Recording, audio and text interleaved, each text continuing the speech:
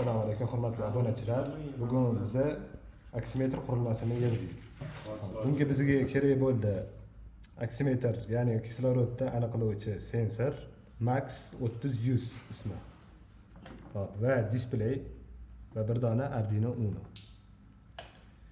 Hop. Endi buni qo'shib ko'rsatamiz.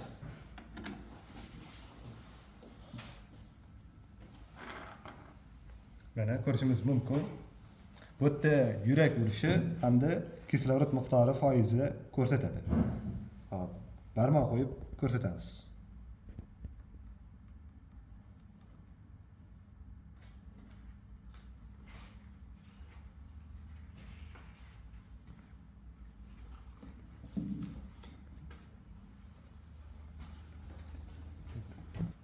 Mana apparatimiz ishlashni boshladi.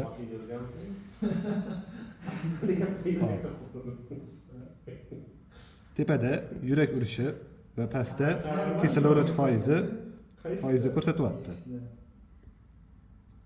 Bu apparatimiz qaysi kasalliklarda ishlatilishini so'rashingiz mumkin. Bu o'pka pnevmoniyasi bo'lganda odam tanasida kislorod miqdori pasayib ketadi. O'shanda ishlatiladi.